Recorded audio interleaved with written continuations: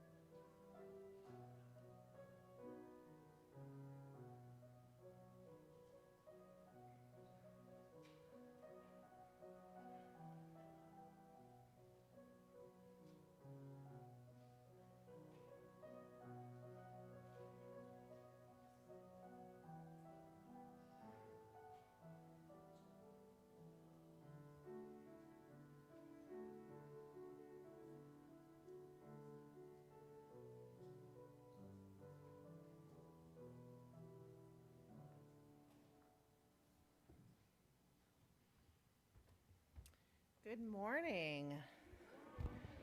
Nice to see you all this morning. My name is Reverend Emily Bruce.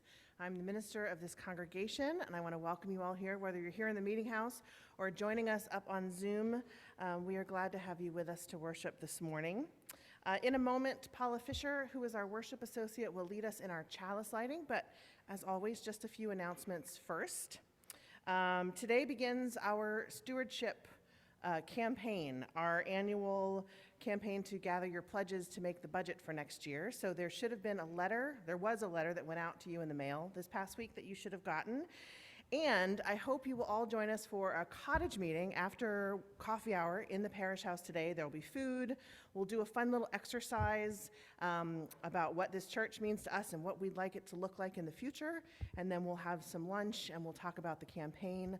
The Contract to Call task force will also be present to do a brief report on their findings of all the interviews they had with all of you. And we should start by noon and hopefully end by 1. That's the plan. So all are welcome. Whether or not you're a member, whether or not you've pledged before, you're welcome to come and learn some and ask some questions and have some food. And we hope to see you there. Just a reminder that we're doing a monthly collection for the Matthew Mission Food Pantry, which is part of the Taunton UU Church's ministry. So there's a basket back there, and there's one in the parish house as well. It's there all week long, every week, and then at the end of the month, we take what we've gathered over to the food pantry. So there's a list for what to bring, so check it out, and when you're coming next time for church or a meeting or something, bring something to add to the basket. Our next monthly contemplative worship service is this coming Wednesday. Kind of hard to believe it's been a month already since the last one. Next Wednesday, March 8th at 5:30 p.m. right here in the meeting house. And that's a 30-minute, very short and sweet service that offers some contemplation, some prayer, some silence, and a little bit of music, led by me. And the theme for next week's service is Learning to See in the Dark. And now I'd like to invite up Heather Timilty, who has an announcement from the governing board.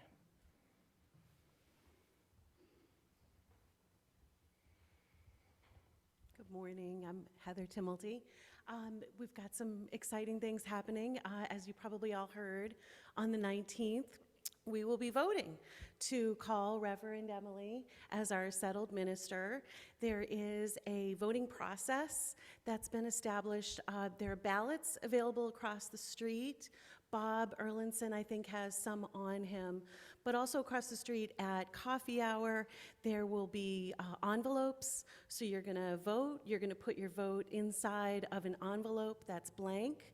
And then you're going to put it in another envelope that has your name on it, so we can check off that you're a member, and then the votes will be counted anonymously on the 19th. So you can vote anytime up until the 19th and on the 19th as well. Thank you. Thanks, Heather. So, with all of that said now, I invite you to sit back and relax. Take a deep breath with me in and out. Let your body rest in your pew. Put your phone down. Please put your phone down. And let yourself have the gift of worship with us for the next hour. Everything that's on your mind, try to put it aside for the moment. It will be there when the service is over. So again, take another deep breath in and out. And let us worship together. Paula Fisher will lead us in our chalice lighting.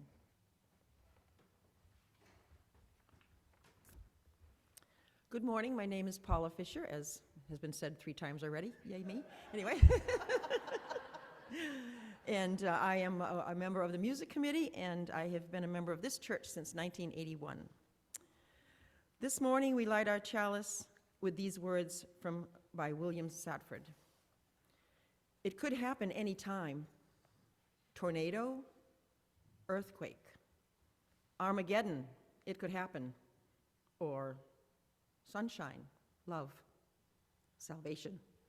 It could, you know. That's why we wake and look out. No guarantees in this life, but some bonuses like morning, like noon, like evening, like right now. Come, friends, let us worship together. I invite you to rise in body or in spirit for our opening hymn, number 404 in the gray hymnal, What Gift Can We Bring?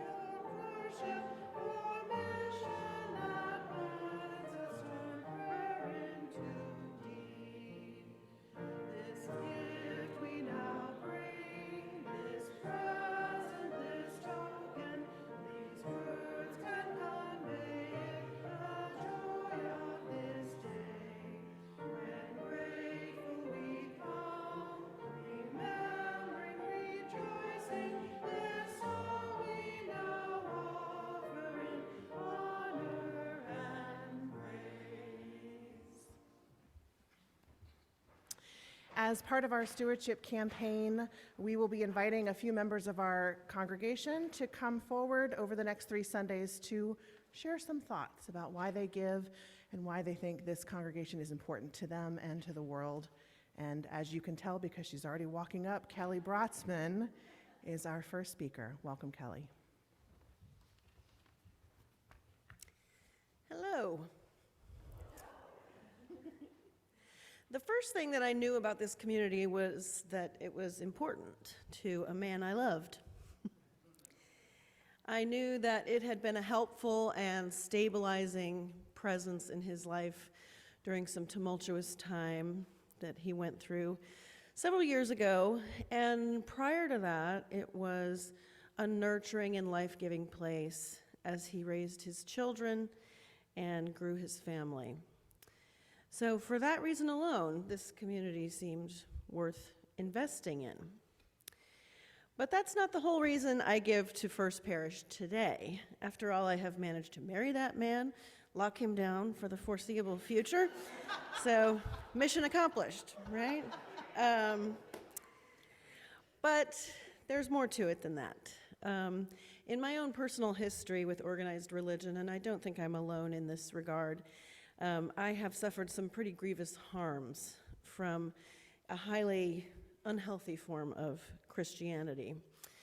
I spent years healing those harms and trying to decontaminate my mind and my heart of the residues of the narrow theology that I internalized during my early life. And during that time, I kind of wandered around without a spiritual home. I knew for sure where I didn't belong, but I wasn't quite sure where I did belong. The healthiest communities I've experienced in my life have been my various friend groups, which tend to be jovial and joy-centered, free of judgment, and focused on mutual uplift. And I've always felt the need to invest in those kind of communities. Even when I was a poor graduate student, I would spend my very scarce money on airline tickets and dinner checks to hang out with my sustainers, my people. This community is worth investing in for the same reason. First Parish is the kind of community that can be an antidote, I think, to some other forms of spiritual community that may have hurt us. And it's a place where people can seek spiritual wholeness and continue their healing journeys with lots of joy and free from judgment. That's been my experience anyways. Many years ago, I learned about this concept from South Africa originally, but more generally a Pan-African concept called Ubuntu in the Zulu language. And Ubuntu means I am because we are. It's a collective notion of selfhood rather than an individual notion of selfhood, which is so common in the West. I exist because of and through my connectedness to others. My life happens in community. I was taken with this concept when I was a young academic, and I still am. Simply put, this community is one of, not the only one, but one of the reasons for my own individual existence. When I enrich this community, I enrich my own life, and vice versa. There's kind of a selfishness to it, but it's really not selfish. It's other and the self all at once. It's also the case that as a good little social justice liberal, it's very easy for me to chide my conservative loved ones' reliance on charities and individual generosity to be the solution to social problems. I go around thinking, no, the government should just provide more programs and more services, and so just raise my taxes and solve the issues at a systemic level. I still think I'm right about this as a policy matter, at least most of the time, but one unfortunate effect of this habit of mind is that it can make you numb to the inherent goodness of personal giving. The conservatives are right in at least one regard. Giving something of mine to someone or something else is just a healthy thing to do. It's like exercising. It makes your overall condition as a human being better. To not have something for myself because I chose to give it to a community or to someone else, it sounds like a weird form of exercise, but trust me, it feels good. And there's one last reason why I like giving money to First Parish. If you give money to First Parish, we have this magical alchemy by which we transform that money into food and fun. Lots of good food and lots of good fun to be had here. And so those are my reasons for giving.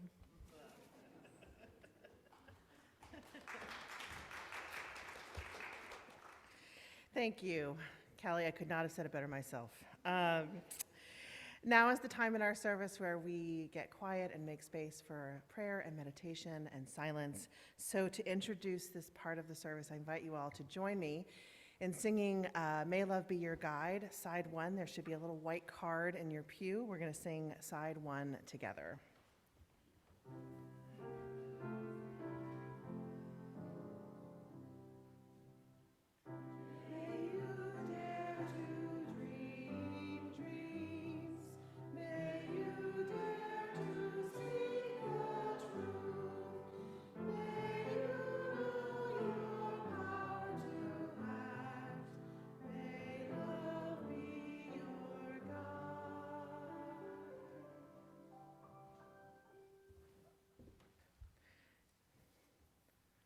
Wax all over my fingers. It's okay. Thank you all, as always, for sharing what's on your hearts in this space. It's one of the most sacred times of worship for me, so thank you.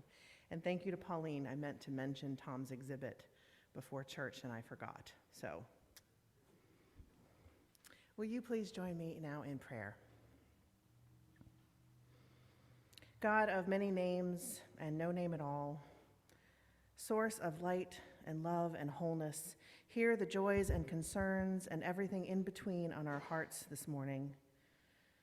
For our families, our friends and neighbors, we send prayers of love and affection and harmony. For those who are sick, whether in mind, body, or spirit, we send prayers of healing and connection and recovery. For the homeless and displaced people in our midst, we send prayers of nourishment and shelter and care. For the people of Ukraine, we send prayers of strength and hope and resilience. For the communities of East Palestine, Ohio, who are fighting to keep themselves and their families safe after the train derailment that has spilled toxic chemicals into their environment, we send prayers of protection and safety and stability.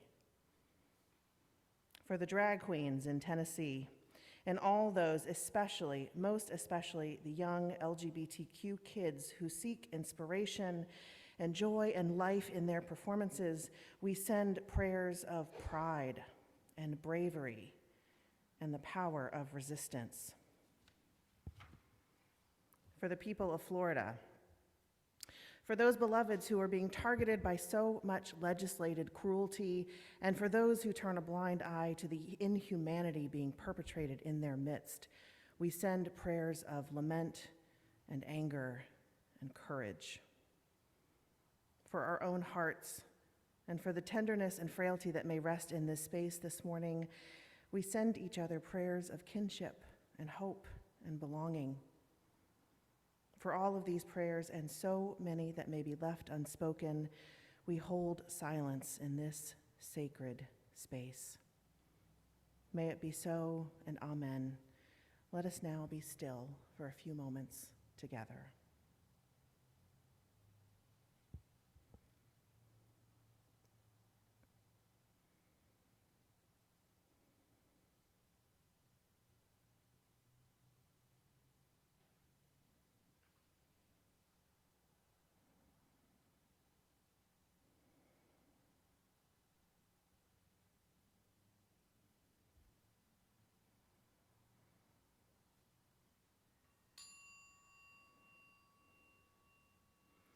Please join me in singing side 2 of May Love Be Your Guide.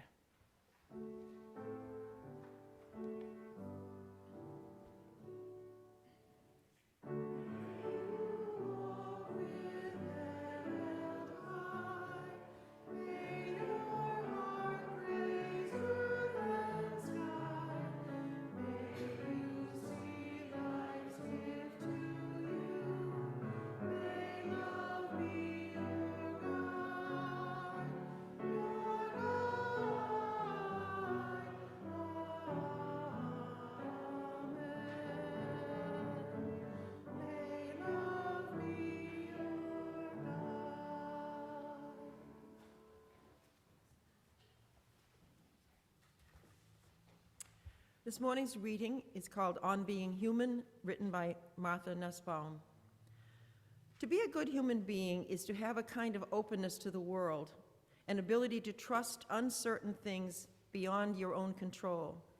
That says something very important about the human condition of the ethical life that is based on a trust in the uncertain and on a willingness to be exposed. It's based on being more like a plant than like a jewel, something rather fragile, but whose very particular beauty is inseparable from its fragility. Being a human means accepting promises from other people and trusting that other people will be good to you. When that is too much to bear, it is always possible to retreat into the thought, I'll live for my own comfort, for my own revenge, for my own anger, and I just won't be a member of human society anymore. That really means I won't be a human being anymore. You see, people doing that today where they feel that society has let them down and they can't ask anything of it, and they can't put their hopes on anything outside themselves. You see them actually retreating to a life in which they think only of their own satisfaction, and maybe the satisfaction of their revenge against society. But the life that no longer trusts another human being and no longer forms ties to the community is not a human life any longer. It's now time for our offering. When we give, we say yes to something we value. In this congregation, we take up an offering each week to say yes to the values of our UU faith and yes to this beloved community.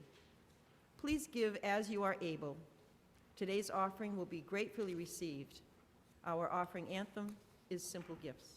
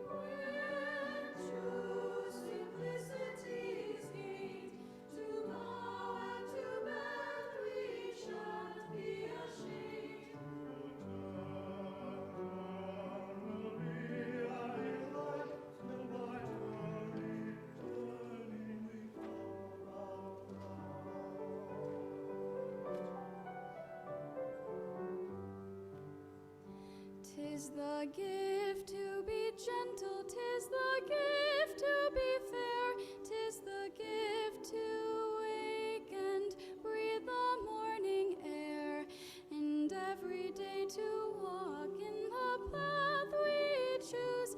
Tis the gift that we pray we may ne'er come to lose. And true simplicity is great, to bow and to bend we shan't be ashamed. To turn will be our delight, till by turning we come out right. 'Tis the gift to be loving, 'tis the best gift of all. Like a quiet rain, it blesses where it falls. And if we have the gift, we will truly believe 'tis better to give than it is to receive. When true simplicity is gained, to bow and to bend we shan't be ashamed. To turn will be our delight, till by turning we come out right.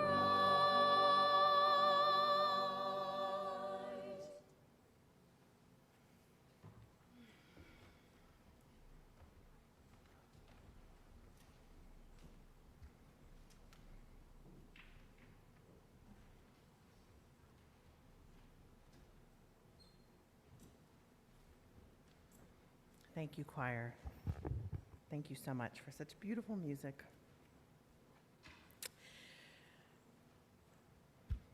How many of you have seen the TV show Friday Night Lights? An enthusiastic hand, another one. Oh, not many. Okay. I mean not the TV show, not the movie, right? Okay, good. Yeah.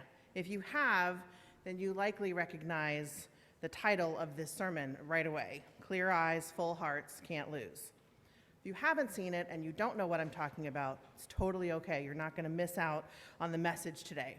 Although I do encourage you, if you have time on your hands, to watch it. It's a really good show. It's about a high school football team, but it's about way more than a high school football team. And I'm not really a sports fan. You might be saying, I didn't know Reverend Emily was into football. I'm not really. Growing up in New Orleans with the Aints, as we call them, not the Saints, but the Aints. But the whole spirit of team sports and camaraderie and working together, all that appeals to me. So it's a really good show. And I'm going to get to what that phrase means for me and for this sermon today in just a minute. But first, I want to talk a little bit about what our service is about today.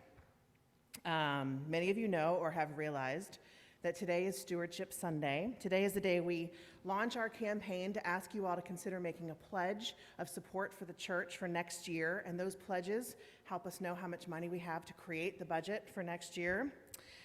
You may have groaned inwardly or outwardly when you realized what the topic was for today, but that's okay. It's totally fine because talking about money is hard. It's really hard. Being asked to give money, also hard. And money for so many, and in our culture at large, can be a taboo topic, right? Something you don't talk about, like politics and religion. You don't talk about money. It makes people uncomfortable. We can be self-conscious about how much we give. Is it enough? Do other people give more than me? How do I know what the right amount is? All of that. It makes us feel vulnerable. And maybe that's why the Soul Matters theme this month is vulnerability. When I first read that, I thought, what a terrible idea. Talking about vulnerability in the same month that so many churches are asking their members to give money? Who thought of that? Who thought that was a good idea? Why would they do such a thing? But then I thought, no, actually, maybe this is perfect. Because money makes us feel vulnerable, and we don't like feeling vulnerable.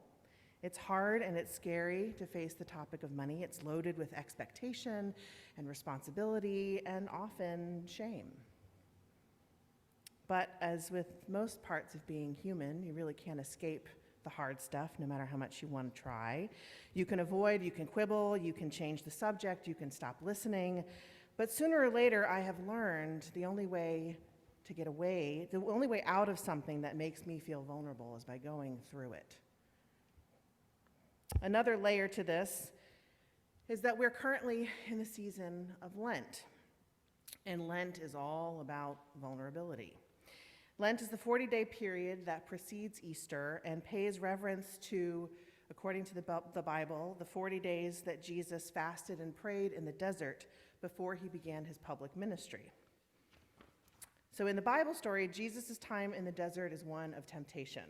He's in the desert, so it's hot and there's no water. And he's fasting, so there's also no food. And then, as if that weren't enough, the devil himself shows up and tries to tempt Jesus. He bullies him by saying, if he's truly the Son of God, he could use his power to turn all the stones to bread, to feed himself. And then he says, if you're really the Son of God, throw yourself down from this mountain because your divinity will save you from being harmed. And finally, he says, come and worship me, and I will give you all the power and glory in the land. Now, of course, Jesus turns him down. It would certainly have changed the story if he gave in. And during Lent, many Christians fast or give something up as a means of honoring that steadfast commitment, that how Jesus would not and could not be tempted by evil. And the resonance here for me, and hopefully you, is how we are often tempted to think we're alone in this world, right? We're taught that we have to compete and grab and claim for ourselves before the other guy, because otherwise we just won't survive. There isn't enough to go around. I preached on this a few weeks ago when I talked about the mindset of scarcity, that there's only so much to go around so other people can be seen as competition, versus a mindset of abundance where we can have and can be enough without competing with others. The foundational belief that feeds this scarcity mindset is that we are, each of us, actually alone in this world. That when you get down to brass tacks, it really is every person for himself. That's what scarcity thinking teaches us. That community and belonging and love, and it's nice and all, and that's great, but when the you-know-what hits the fan, we are isolated and alone in our own suffering. And we can all be tempted to think those kinds of thoughts. I know I have, and many times, especially times of hardship, feeling really alone. And we can even be tempted to think along those lines when it comes to something like Stewardship Sunday. We can be tempted to think we don't have enough, that supporting the church just can't be a priority for us.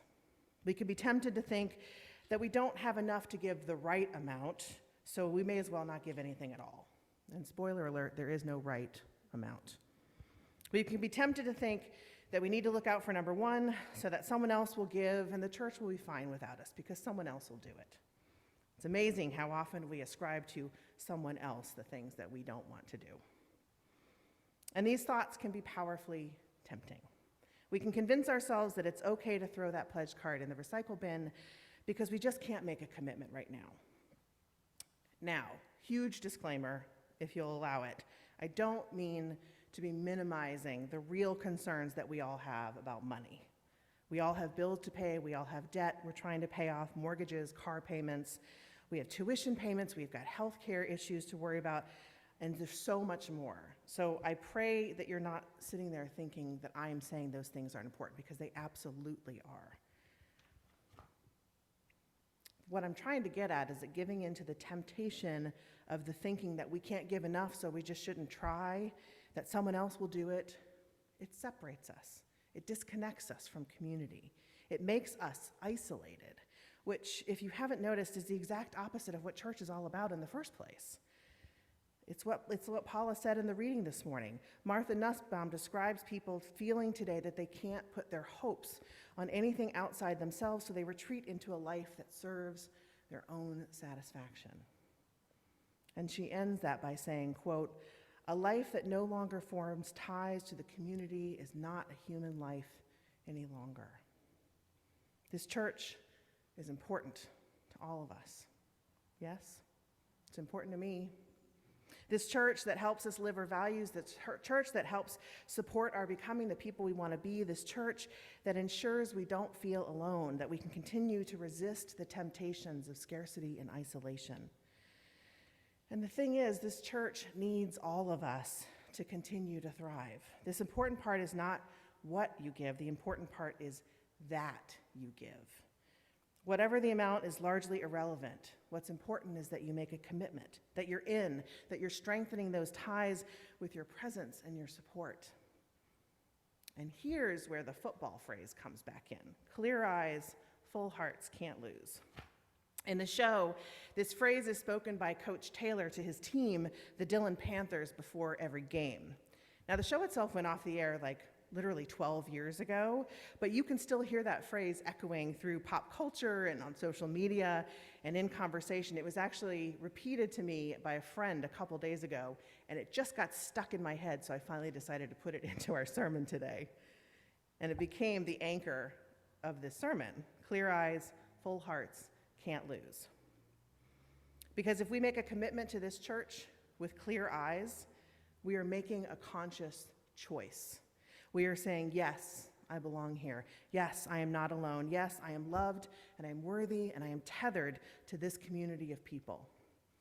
The Unitarian theologian James Luther Adams, one of my favorites, describes this yes as a voluntary association. For Adams, voluntary associations are organizations where people freely choose to belong versus being born into a system or a culture. And the UU Church, in his description, is a voluntary association, and he stresses critically necessary to viable democratic societies. Freely chosen association is crucial for personal meaning-making and also for larger organizing for social change and the work of justice. So clear eyes means you've made a choice to be here, to be part of what we're trying to do, to make meaning for ourselves, and to help bring about a world of justice and peace. And full hearts means that you bring your whole heart into this community. You take the risk of being seen, of being known, and being loved exactly for who you are. You are accepting the truth that you have inherent worth and dignity, and you are part of the interdependent web of all existence. Full hearts means you're no island, You belong, and your full heart is needed to make this community of love and justice and peace possible. And here's the kicker. If we've got clear eyes and full hearts, then we can't lose because we've already won. We've already won because we are living the life that we're called to live. We've won because we have the courage and the heart to align our lives with others. We've resisted the temptations that fell, so many temptations that tell us that there's not enough, that we can't depend on anyone else, that we will always be alone. We've rejected all of the nonsense that the world uses to keep us apart, and we've signed up for a world that we know is possible. A world where we can all find peace and freedom from oppression, where we can honor our deep interconnections, where we can know the joy and the blessing. It really is a blessing of being part of a loving community just like this one. So to be honest, I don't care how much you give. I really don't. I'm not concerned about what the right amount is or any of that. It's far more important to me that you know that you're loved and that you're valued and that you're in whatever way you can be today and for the future that we want to build together. Clear eyes, full hearts, can't lose. May it be so. Amen. Please rise in body or in spirit for our closing hymn, number 1028, The Fire of Commitment.